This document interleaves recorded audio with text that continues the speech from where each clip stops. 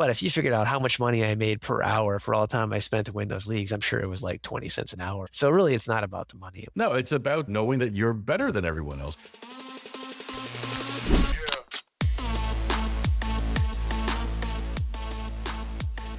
Welcome back to another edition of the Business of Betting podcast. I'm your host, Jeff Edelstein. I'm a senior analyst over at ingame.com.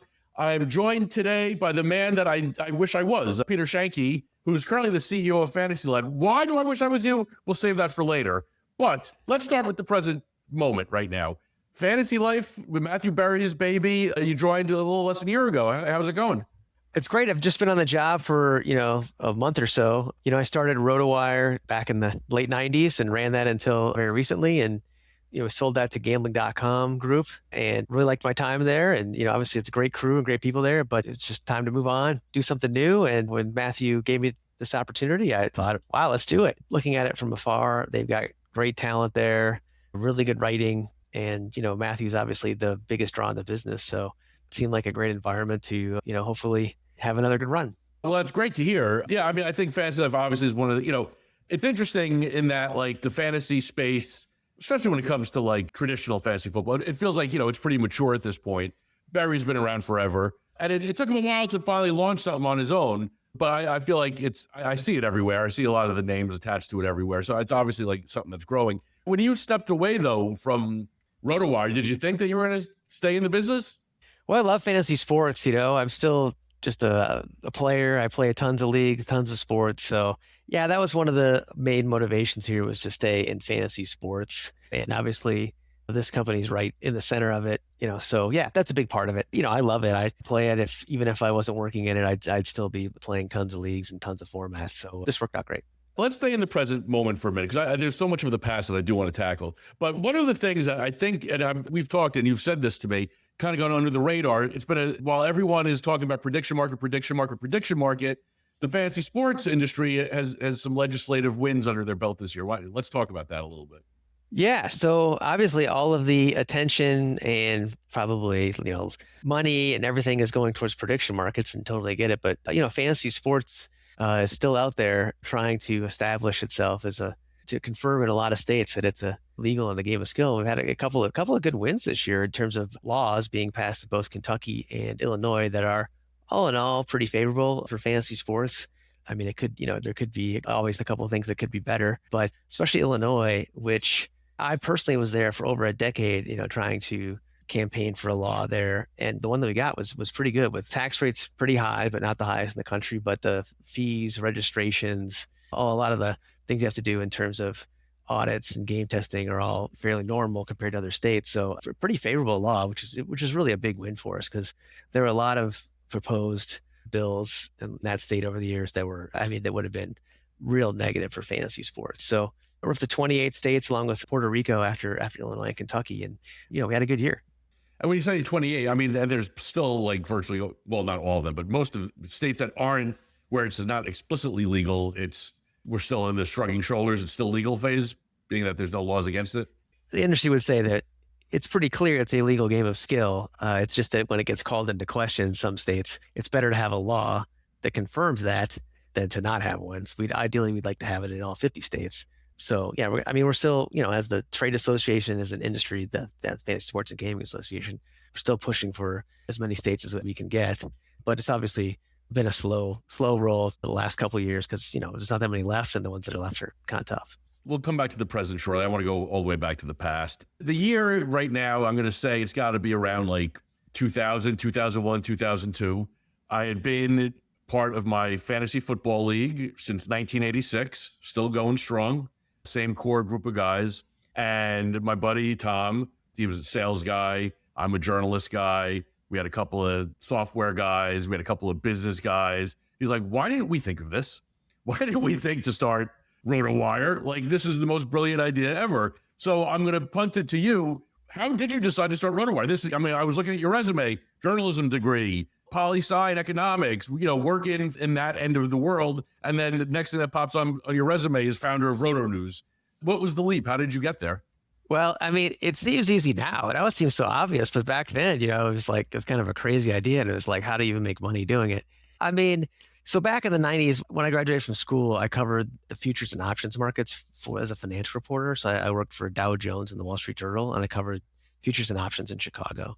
And I had a buddy he just wanted to start a business. This is right around the time that the internet was really getting going, like Yahoo had just launched. And he was like, "Oh, we got to do one of these." And we had a whole bunch of ideas. But then eventually, I just said, "Well, why don't we do for my day job for fantasy sports? You already spend all this time on fantasy sports anyway." And so that was it. But that's sort of the genesis of it all. So really, Roto News then, and then RotoWire, what it is now, was kind of a real time market, stock market type service, except for that it was fantasy sports, same kind of information. But it took probably a decade before we really figured out how to make money on it. Like back in those early days of the internet, no one knew how to make money. There wasn't really a thing such as paid subscriptions. There was advertising, and even then, people didn't really know what they're doing. So yeah, a lot of ups and downs until it finally got to be something substantive and took off. So a lot of these businesses, like you always look back and you think, why didn't we do that? For us, we're always like, well, why didn't we do Facebook? Why didn't we do something like that? Right. So it's always easier said than done. But it was mostly just because it was a real labor of love and we were super passionate about it, because we were just so into fantasy sports and playing fantasy football that we were able to ride out the tough times, and the times where we weren't getting paid much and all that kind of stuff, because we just were super passionate about it. We loved it. And I think that's the same here with the new group I've met up with, Fantasy Life. I mean, Matthew Berry in his early days was very similar. There wasn't a path to being the TV and media superstar that, Matt has become over the years. I mean, if we go back to those days, the idea that somebody could even be on a major network talking about fantasy sports was like completely far-fetched. So, so I see that same passion in this group. And obviously Matthew has that. And so that makes it fun. It makes it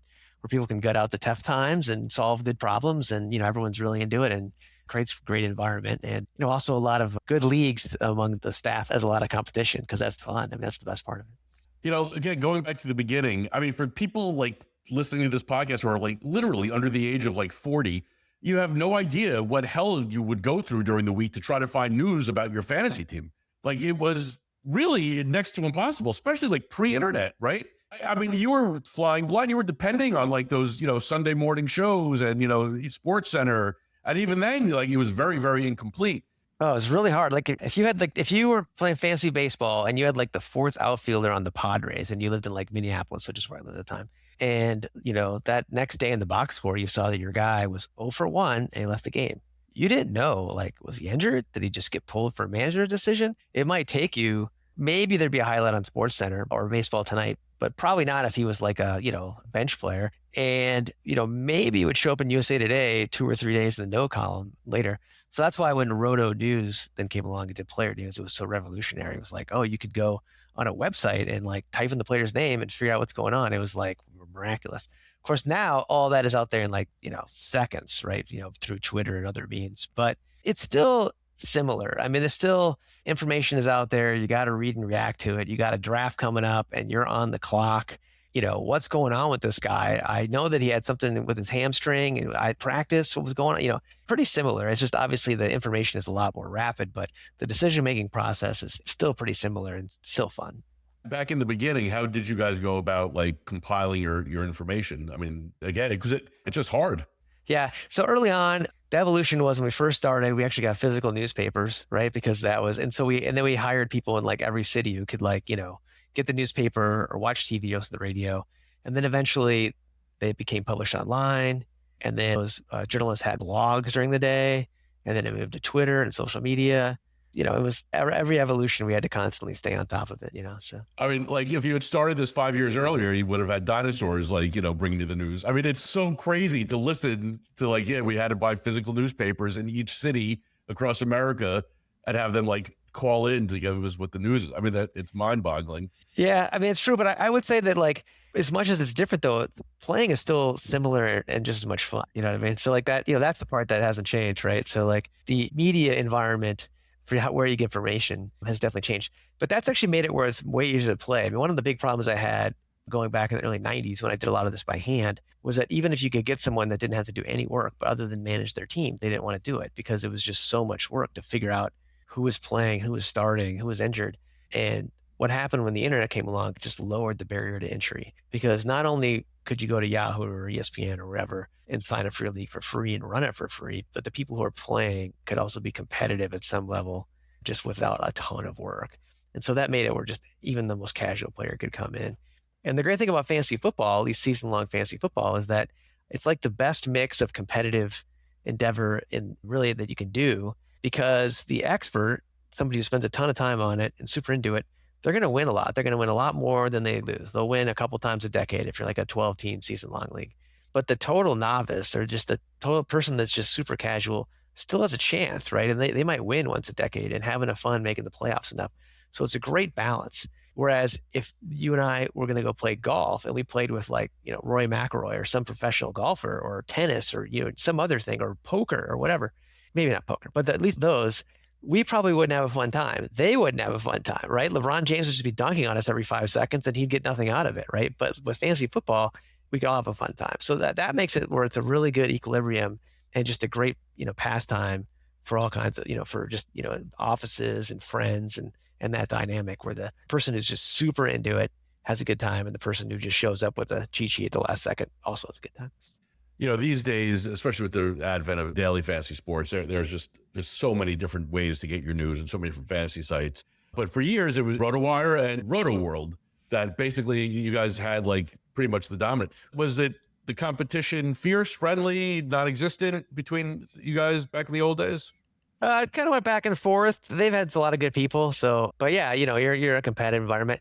But I think a lot of it I think we realized after time it was less about the competition and more just about executing our own, strategy and game plan. And I kind of coach a lot of startups like that who, get really just over obsessed with the competition. It's easy to do so, but really, most of the time, that's not what matters. It's really more about, can you execute your game plan and do that kind of stuff. And I think that the RotoWire was an example of that, because RotoWorld was also equally aggressive in a good way, had a good brand and did good work, but we were also very successful, so could it have been more successful if RotoWorld didn't exist, or, it didn't do as good a job? Maybe. But at the end of the day, you can't really control that. So yeah, when I talk to a lot of startups in the space, I really try to emphasize that a lot. Like, you want to be conscious of what your competition is doing, and you want to differentiate yourself and offer value to customers. But, really most of the time, it's just really about your own game plan more than what the other people are doing. Another little thing from the past that like I really wasn't aware of, and maybe you just shed some light for me. You remember the trade association for decades, and you were I think the chairman for a good chunk of that time. 2006, there was a lawsuit that would have crippled the fantasy. It really would have crippled the industry. I had no idea about this. It was MLB sued, basically saying that it's their stats, nobody else can use them. Is that the basic gist of it? Yeah, I mean, that was really it. It was the use of the player names, the leagues, with MLB at the charge, said that, you had to pay them, the players, and the MLB had bought the players' rights. So they were the conduit for that, that you had to pay the players for the use of the player names for fantasy. And that just put a big cloud over fantasy, because it was a cost, but it was like, you didn't know if you were going to get approved, or not. And so if you were to try to start up a fantasy sports company by raising a whole bunch of money, one of the big questions was, well, I mean, are you going to be able to get a deal with the Players Association to actually, get the right to actually launch this game? And it was kind of, it wasn't always, every deal was individual.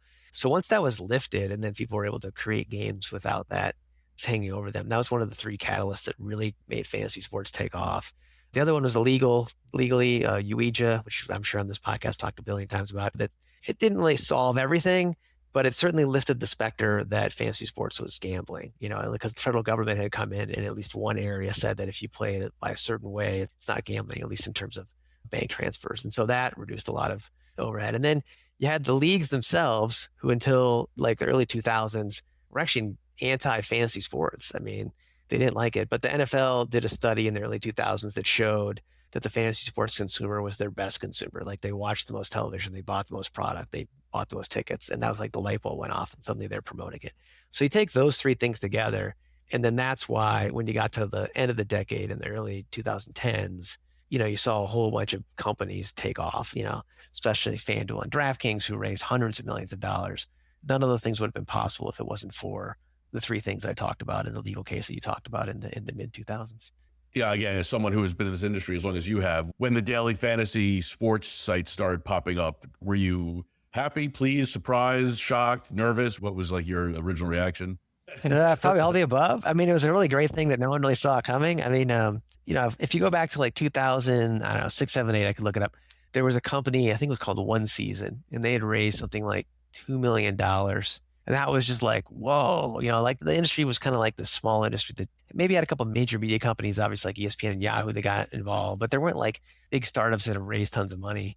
And so when those companies got going and they were raising tens of millions and then hundreds of millions of dollars, it was just, it was just unthinkable. So yeah, it was obviously a great thing for the industry and, brought a lot of business and all kinds of new innovations. But, obviously not with a lot of, ups and downs and side issues like that. But, it was great, and it ended up in a good place. And, I think, daily fantasy lives on, despite sports betting and prediction markets. I mean, there's still a robust market for it. It's still doing very well. I mean, I think there was a whole notion that when sports betting became more broadly legalized in 2018, that that was it for fantasy sports, right? Because the only reason people played daily or season long was because they couldn't gamble. But that's not the case, and I think that, the last 5 years have shown that. And so it still does well. Yeah, it's a completely different game. Speaking on that point, like it's still doing well. DraftKings and FanDuel and, Yahoo is still chugging along a little bit, but that's kind of it. Do you see any, is there an upstart that could like rock this boat a little bit? Because I feel like while DraftKings, FanDuel, I feel like that they're still doing a pretty good job with it, but I also get the sense that it's like a little bit of an autopilot, right? Because, it's not where their big money is coming from anymore. I mean, is there room for like somebody to come in here and kind of like, instead of like, 11% rate, we're going to do 5% rate, or, something that would draw people to it? Or do you think the cement is pretty solid here?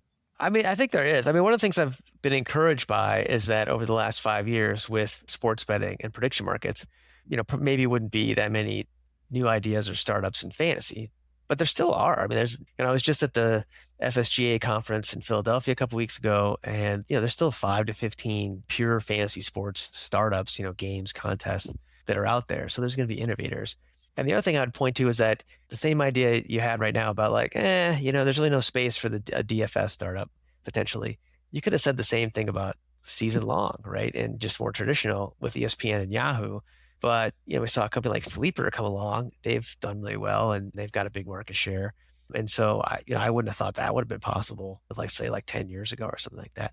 So yeah, it's totally possible. I mean, it's still a pretty robust market. Maybe it's not growing what it was obviously a decade ago, but at the same time, it's got a high floor, to put a, fantasy football term to it. And, and I think there's definitely room for somebody to come in and innovate it.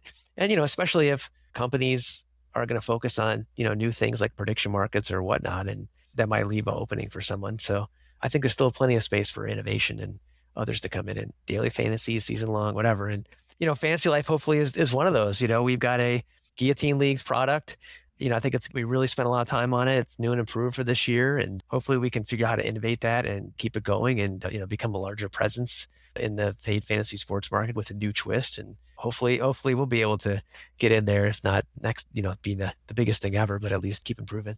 Anything else that, not either with or without Fantasy Life, that you saw in Philly that kind of caught your eye a little bit as something that's something that I haven't seen yet? Well, there's a lot of AI stuff, and that's going to change the market, I'm sure, and in ways that I don't know. But there's a lot of innovative companies that have taken AI and applied it to your season-long league to take all the data you have in there and figure out how to give you sort of tailored content, whether that's like all kinds of history and smack talk or some sort of video or audio recording of your league or whatever. All the like just super in-depth personalization stuff that you would love to do for your league if you could spend like 100 hours a month just being the secretary or narrator of your league and or something like that. That's all possible. So there's a number of companies that are trying to do that. That'll be really fun, I think. We'll see who's able to pull it off, or maybe the big companies themselves will be able to pull off something like that. But that would be fun. You know what I mean? Like to figure out a league that I've been in for, let's say 10, 20 years and quickly pull up all of the great picks that I've had over the years, or all the dumb moves I made, or,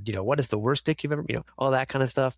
You could do it right now, but that's a lot of hours. But maybe with AI, you could do it, and have it right at your fingertips. And so I think that'll be fun. Somebody's going to figure out how to do that really well in the next couple of years. Going back a little bit, does any part of you miss the days of waking up on a, Monday morning and having to break out the USA Today and figure out how your team did by, with using a pen and pad and paper, Yeah, yes and no. I mean, I think one thing I found this year that was a revelation for me, there's a couple sites out there that have put baseball box scores kind of in the way it used to be in the format of a newspaper.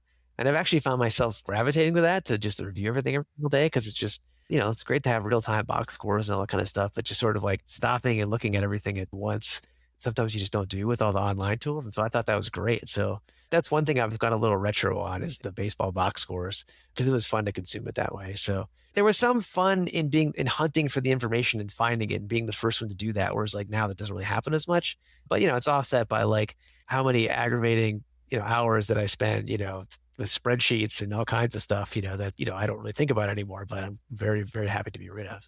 Well, I mean, that's the thing I don't think people, again, who are a little bit younger necessarily understand. I am in my, let's just talk football for a minute. I'm in my home league that 41, 42 years, or whatever we've been in. I do, too much daily fantasy sports during the year. I'm just betting, football. I'm doing all of it. I'm probably putting in as much time today, which is a lot, than I did in 1988 when I was just had that one managed team because it was so much harder to get the information. And I'm not really kidding. I distinctly remember just, especially once the internet like became a thing and it's 95, 96, you could play around the internet and search for things. I mean, I'd probably spend 20, 30 hours a week on that one lousy team that I had, Yeah. And I think that's what you've seen for the industry is while the rate of growth has probably, leveled off a little bit, it's still growing, but, obviously it's not what it was. I mean, there's still 62.5 million people playing fantasy in US and Canada, but the number of leagues and the types of contests and, the sort of intensity and depth that they have has continued to grow, right? So they're playing more leagues and more formats and, they're playing for more money and all that kind of stuff. And so that's really where the growth in fantasy has been in the last 5 to 10 years, maybe the last 5 years, as opposed to, just more people, that are playing. The answer, I think, is going to be no for obvious reasons. Like 62 million people playing is probably one of them. But like, at what point is there just like too much media covering this industry? Because I mean, maybe you have an answer to this. I mean, how many people make their living covering fantasy sports? It's got to be thousands of people at this point. It's not that many. Because I mean, like, if you go to the FSGA conference or some of the other events that have a lot of fantasy people, it's still kind of a small world. You know what I mean? You still can know everyone and so it's not that humongous. So, when you're in the industry, it's a very approachable industry. It's not that many people. But the other thing I've learned over the years is I've just kind of just quit questioning, like, how big can this be? How many people can be playing? Because I mean, it's like 2006 or so, I remember like the industry came out with the research and there were like 25 million people playing. And I was like, oh man, this is probably about as big as it's ever going to get. I mean, I can't imagine it's going to get much more big, much bigger. And that was, of course, it like, 62 million and DFS and all kinds of stuff. And it's just like every turn I've just sort of been like, don't question how big it could be because it just keeps going, So this is a hypothetical that is probably without the ability to answer. But if everything else in the world goes the way it goes, with the internet and social media and TikTok and, 3 seconds that you have to catch somebody's attention and, streaming service and blah, blah, blah, blah, blah. If fantasy sports was knocked down, let's say MLB won that case in 2006, or let's say, all the states lost in DraftKings, the DFS wars of 2015. What would sports itself look like today? I think it would be a shell of what it actually is, as far as especially when the money comes. I've met like NFL owners and officials, and they've been like, fantasy sports is just so good for us because, it just like increases everyone's passion for the sport. The thing I like to say about fantasy sports, which is why when I was doing a lot of lobbying and legislative stuff, when people just didn't quite get it, it's like, no, people have all this knowledge about their teams and they want to put it to use and they want to, show that they know more than their friends, and they want to be in a community of people. They're all kind of into the same thing. And that's what fantasy sports really gets at and accomplishes more so than other potential products and things you can do like that. And that just fuels people's passions about the game and watching the game and red zone and, the tickers that can't come across the bottom. I mean, those are all innovations that really, if not fantasy started, at least, fueled. And that's really what fantasy is all about.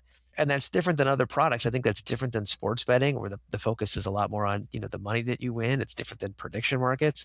That's not to say that those products are bad or whatever, or same people can't do all of them or something like that. But fantasy sports having that community and showing that I know more than me and my friends or some group of people online that, have like the similar likes and mindset, like a DFS contest.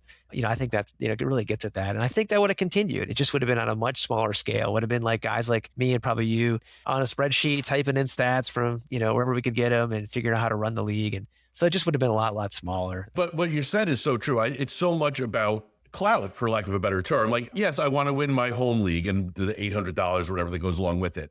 But I want to win so that I can like shoot emails off for the whole year, tell people what idiots they are. I've gotten into debates with people before who are very anti-gambling And, I get it. I understand their arguments, but they just don't understand that, like, no, fantasy sports is really fun. Some of the best leagues I'm in are for like either no money or just like, like $10 or something. It's just like, it really is about that, right? It's about competing against your friends and winning, or even a national contest to show that, like, I can do it. I can finish in the, whatever top percent or win it one time. It's like, that's super motivating for me and a lot of people, even aside from any, financial winnings. If you figured out my rate of pay that I have a really good fantasy football season. I think last year, I think I was in like, I forget. I think I was in like, I don't know, like 16 leagues, 16 to 20 leagues. And I won like 4 or 5, which is a pretty good percentage when you do it. But if you figured out how much money I made per hour for all the time I spent to win those leagues, I'm sure it was like 20 cents an hour or something like that. I had a winning season.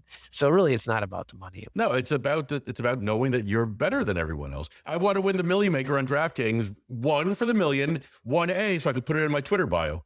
Yeah, of course. Yeah. And the same with like the, NFBC or FFP season long contest. There's money to be made, sure. But, that's a community of people, and there's a Hall of Fame, and is probably is equal part of motivation. Did you get like heavily involved playing DFS, or have you sat it out? Oh yeah, definitely. I mean, yeah, I mean, there's a lot of great sports for fantasy, college football, golf, whether it's season long or DFS, those are great sports. Yeah, definitely. I mean, I consider myself kind of a fan of all of them, whether it's season long, DFS, guillotine leagues, you name it. I've tried to play them all and have, fun doing it all. Some people are always like, what's your favorite format? And some people are like, I only play season long, or I only play DFS. And I'm like, well, I kind of like them all. It's all, it's kind of like some are better than others, but they're all fun. It's kind of like a dessert, like all kinds of desserts, so. Well, here's another $1 million idea for you. I'll take 10% off the top. Create a program that you could overlay onto DraftKings so that when you're playing PGA DFS, when you like get 2 of 6 players through the cut, you can wipe it off your screen so you don't have to see it for the next 2 days every time you open up your live scoring. Well, yeah, that's them. They might do that, but I know the frustration for sure. So. Tell me all the ways people have screwed up your name over the years. Oh, well, it's great because no one can ever pronounce it. I'm not really offended, but it's great for phone calls because if somebody calls up and says Mr. Schoenke, then I know it's probably a call I don't want to take. But yeah, I know it's a tough one. But let's talk Fantasy Life for a minute before I let you go. So what are we going to see this NFL season coming from Fantasy Life? Well, I mean, we've got all kinds of tools to help you win your league. Really, they've got great content. We got Matthew Berry's rankings and articles. He just had the manifesto released on there. And it's the first time that his home for his written content is Fantasy Life. So definitely go to Fantasy Life to check out all things Matthew Berry. I think we're going to do a great job of presenting that to everybody. It's all free. But then we've got a lot of tools too. We've got a mock draft simulator. We've got a best ball tools to track your teams and your ownership percentage. I know you're a big best ball guy, so go there and try it out. But that one really is a great tool as well. So just kind of everything you need to get ready for your draft, ADP, projections, if you're in auction values, and just a lot of great content. I mean, we just, the newsletter is also really probably the marquee thing for Fantasy Life. Like sign up, get the newsletter every day in your inbox, a really good summary of what happened in fantasy football, some really good takes, a lot of good stories. I guarantee you'll find it to be really useful. It was a key tool I've used since it came along. I've always liked it. So, it's one of the things that inspired me to come over here and help them out. So yeah, it's a great tool. So yeah, check it out. I mean, just if you're in fantasy football, Fantasy Life, go check it out. I'm sure you'll find lots of stuff to utilize for the season. Yeah, I can vouch for that newsletter. I start my day with it usually during the football season. Did you play best ball yourself? Yeah, definitely. You do it all.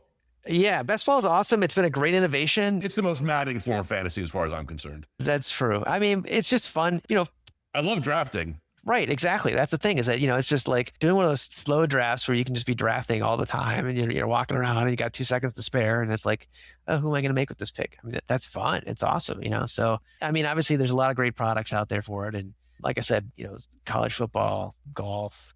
I even did some World Cup and that was fun, even though I hardly know what I'm doing. So yeah, best ball is a great format. And it's just it was a great way for the industry to make the fantasy season stretch longer. It used to be that in July, about middle of July, RotoWire would have a draft and publish the results, about this time of year, maybe a little earlier. And that'd be like the first draft of the year. And everyone was like, woo, and now literally people are drafting. It's 12 months. Yeah. The day after the Super Bowl, the best ball season begins and everyone's drafting. And, that's been a great thing for the industry because you have actionable information and research that you can put into play basically, 12 months a year, just nonstop the whole time. There's a market and an appetite for it, and people love it. So, yeah, that's another innovation. I'm sure we'll see a couple more here at some point in the rest of this decade. It's fantastic. All right. Well, I don't want to be someone to screw up your last name. So Peter Schoenke of Fantasy Life. Schoenke, did I get it right this time? Yeah, exactly. Close, close. Peter Schoenke of Fantasy Life. Thank you very much for joining me. A lot of people owe a lot to you over the years, man. Like, definitely, give me some Marshall Faulk news, in 2000. Well, I appreciate it, but now it's at the end of the day, I'm with a new company, and I got to prove it all over again because everything I accomplished before, which is awesome, but it doesn't mean anything if you're using Fantasy Life this fall. You're trying to win. We gotta make it worth your while. I want Peter Schoenke in the fantasy streets as long as I'm playing. So good. All right, we'll see you again. Thanks for joining us, Peter. Well, thanks. Appreciate it.